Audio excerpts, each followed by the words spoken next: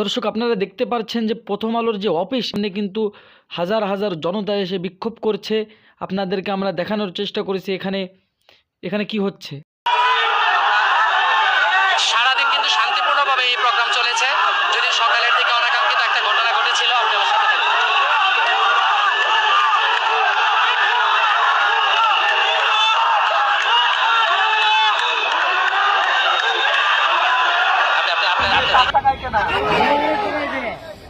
এরা যে পোশাক পরে আছে এই পোশাক কার টাকায় কেনা?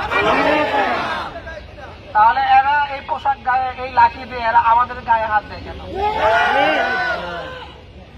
আপনারা কি বুঝতেছেন কেন এই রাষ্ট্রের সংস্কার প্রয়োজন? এই রাষ্ট্রের যদি সংস্কার না হয় এরা আপনার টাকায় খাবে, আপনার টাকায় পড়বে, আর আপনার বুকের উপর লাঠি।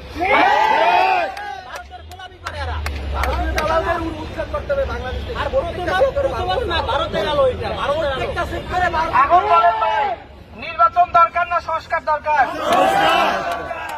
আমরা নির্বাচন দিয়ে কি করবো যদি রাখে? এই বাহিনীগুলো যত বাহিনী আছে এই বাহিনীগুলো গড়ে তুলছি আমরা আমাদের জন্য। পুলিশ গড়ে তুলছি যেন আমরা রাতে ঘুমাইতে পারি, সেই জন্য। আমরা এদেরকে টাকা পয়সা দিয়ে বেতন দেই কেন? যেন আমাদের দোকানপাট সবকিছু হেফাজতে থাকে, নিরাপত্তায় থাকে, সেই জন্য। তাহলে এই বাহিনী আবার ফ্রাঙ্কেনস্টাইন হয়ে আমাদের বুকে লাথি মারবে কিসের? এটা কি মগের মূল্য পাইছো তোমরা? মগের মূল্য পাইছো? আমার টাকায় খাবা, আমার টাকায় পড়বা, আমার বুকে লাথি দিবা, এইটা হতে দেওয়া যাবে না। সুতরাং সংস্কার করতে হবে। সংস্কার পর্যন্ত সবাইকে মাঠে নামতে হবে, মাঠে থাকতে হবে। আমাদের যুদ্ধ শেষ হয় নাই। এখন বলেন, পুলিশ আমার এবং আপনার ভাই কিনা? ভাই কিনা বলেন? পুলিশে যারা আছে সে আপনার চাচাতো ভাই, কেউ আপনার চাচা, কেউ আপনার মামা, কেউ আপনার ছেলে, ঠিক কিনা?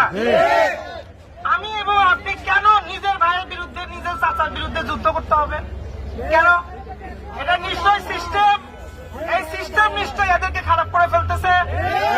এই সিস্টেমের কারণে ভাইয়ে ভাইয়ে যুদ্ধ লাগতেছে। তাহলে এই সিস্টেমের সংস্কার করতে হবে।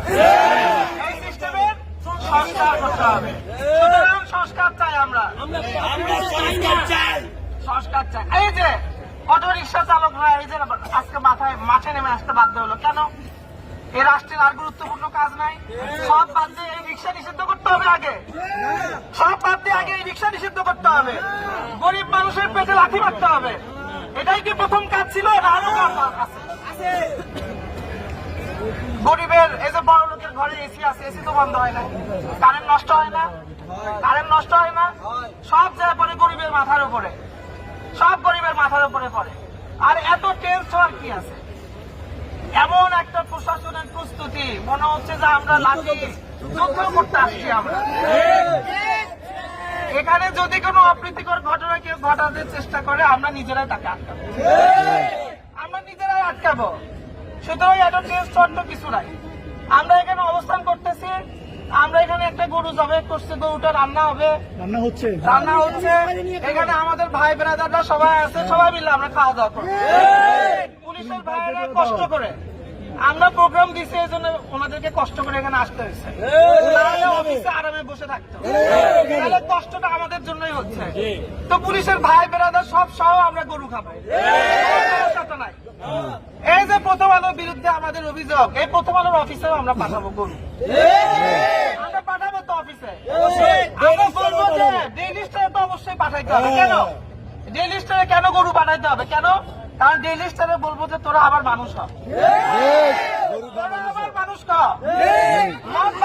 মদ বাদ দিয়ে গরু খাওয়া মানুষ হ। ডেইলি স্টারের পাশে মসজিদ, ওখানে নাকি নামাজ পড়লে চাকরিচ্যুত করে, ওখানে নাকি টেবিলে টেবিলে বোতলের মধ্যে মদ থাকে, সবার সহকর্মী নাকি মদ খায় সারাদিন। আমরা কই যে ভাই মদ বাদ দে গরু খাওয়া মানুষ। তো এটার জন্য এত যুদ্ধ প্রস্তুতির কি আছে রে ভাই? চারদিকে ঘেরাও করে রাখছেন, কোনো লাভ নাই তো ভাই, কোনো লাভ নাই।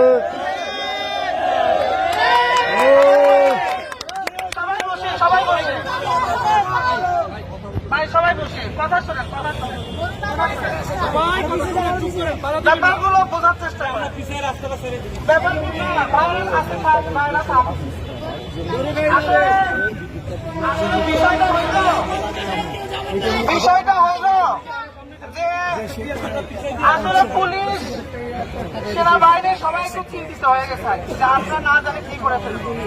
তো আস্তে আস্তে তারা একটু বুঝতেছে আর আস্তে আস্তে জায়গাটাকে ছেড়ে দিচ্ছে। তো অসুবিধা নাই, কেউ আমরা উত্তেজিত না হই, শৃঙ্খলার মধ্যে থাকি। তাই আমরা একটু কি করবো এখন, আমরা একটু আগে যাবো, রাস্তাটা ছেড়ে দেবো। আর এই জায়গাটা কেউ disturb করবেন না। এই যে এখানে ভাইয়েরা আমাদের পিছনে থাকুন, এখানে